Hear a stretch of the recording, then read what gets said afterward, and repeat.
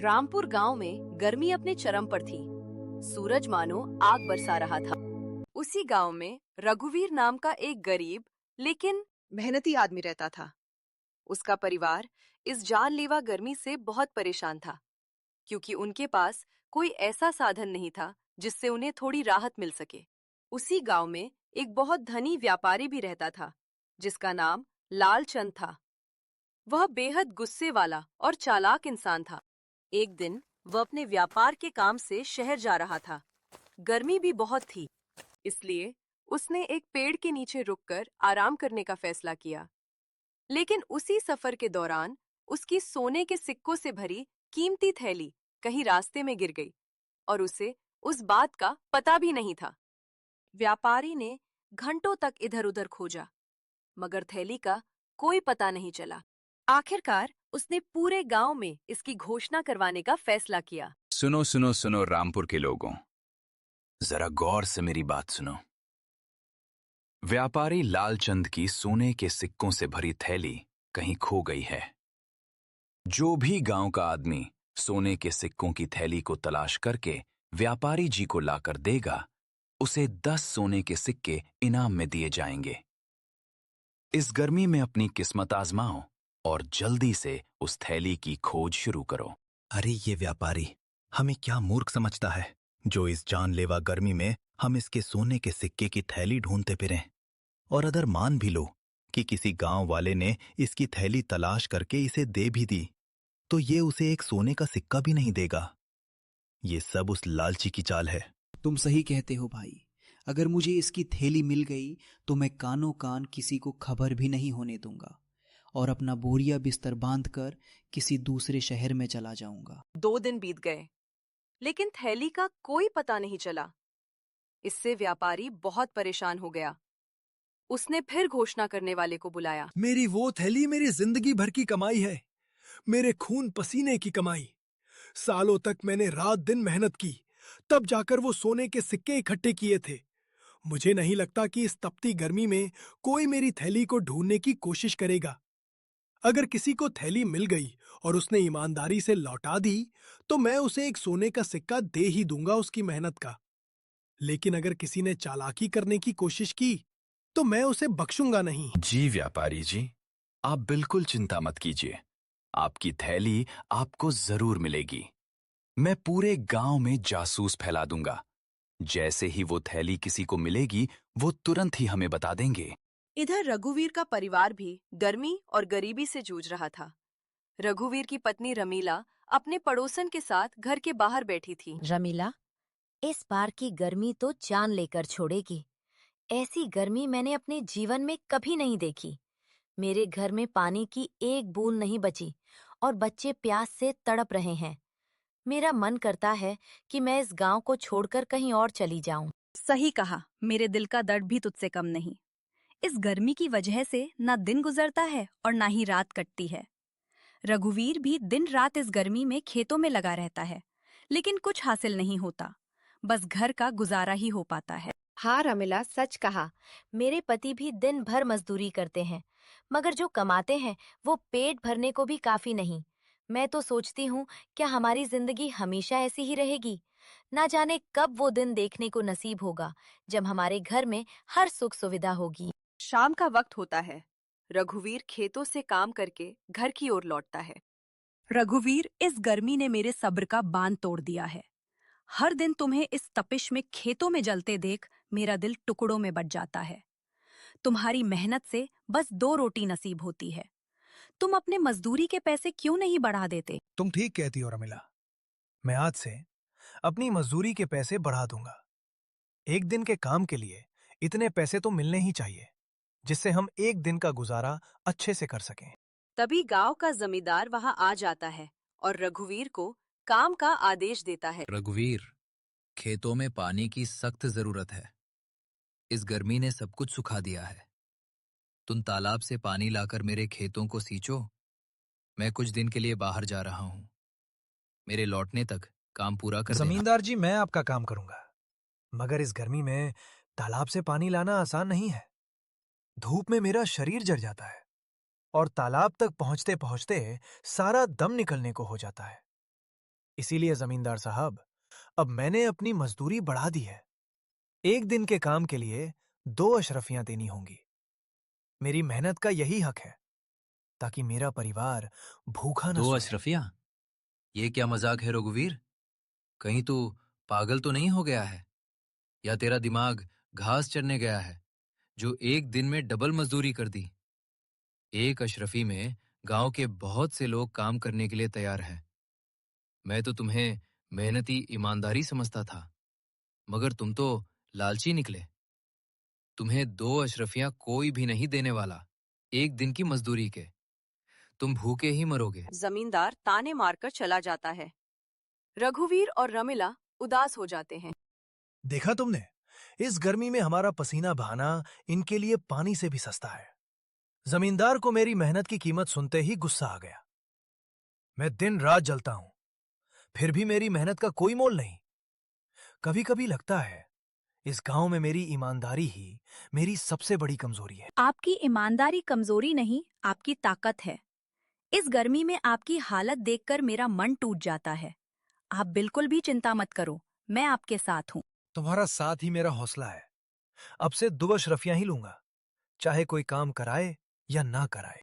इसके बाद रघुवीर काम की तलाश में निकल पड़ता है। रास्ते में कुएं के पास उसकी नजर एक चमकती हुई थैली पर पड़ती है।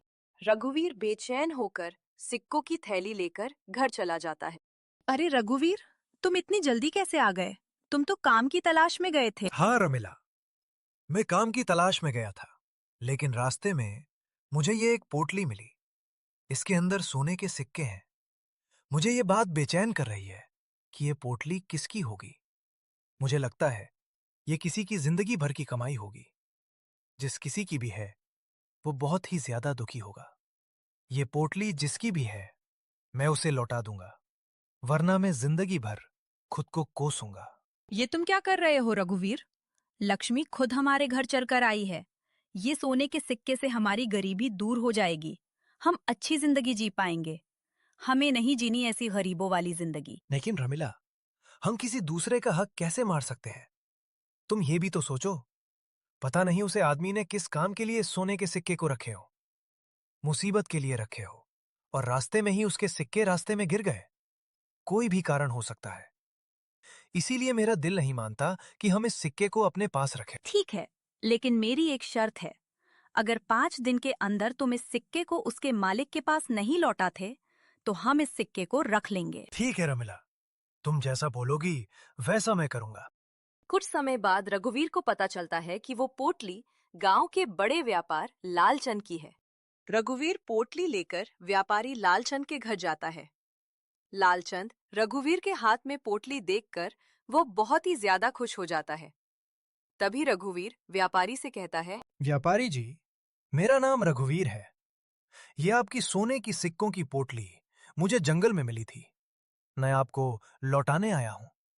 ये लीजिए आपकी पोटली। मैंने तो सोचा था मुझे मेरी पोटली अब नहीं मिलेगी, लेकिन तुमने लौटाकर मुझ पर बहुत ही बड़ा एहसान किया है रघुवीर। तभी व्यापारी मन ही मन सोचता है, अब ये मुझे से अपना इनाम मांगेगा, लेकिन मैं इसके साथ ऐसी एक चाल चलूंगा कि ये अपना इनाम मांगेगा ही नहीं। व्यापारी सोने के सिक्के गिन लेता है। तभी वह रघुवीर से कहता है, उस पोटली में 100 सोने के सिक्के थे, लेकिन अब इसमें 50 ही सिक्के हैं। चलो, अच्छा किया तुमने अपना इनाम निकाल लिया। ये आप क्या कह रहे हो व्यापारी जी? इस पोटली में 100 नहीं, 50 ही सोने के सिक्के मौजूद थे। मैंने अपना कोई इनाम नहीं निकाला है उस पोटली में से। तुम कहना क्या चाहते हो? मैं झूठ बोल रहा हूं क्या? और मैं तुम्हारा इनाम लौटाना नहीं चाहता हूं क्या? तू मुझे से चालबाजी करने की कोशिश कर रहा है रघुवीर। ऐसा होता तो मैं आपको पोटली लौटाने आता ही नहीं। व्यापारी जी, इस गर्मी में मैं मुश्किल से आपकी पोटली ढूंढी है। मैं इस गांव का ईमानदार व्यापारी हूं, और तुम मुझे बदनाम करने की कोशिश कर रहे हो रघुवीर। अब इस बात का फैसला तो महाराज ही करेंगे। दोनों गांव के राजा के पास जाते हैं। महाराज, मेरी सोने के सिक्कों की पोटली खो गई थी, उसके अंदर 100 सोने के सिक्के थे। मैंने घोषणा कराई थी, जो भी पोटली को लौटाएगा उसे आधे सिक्के इनाम में मिलेंगे।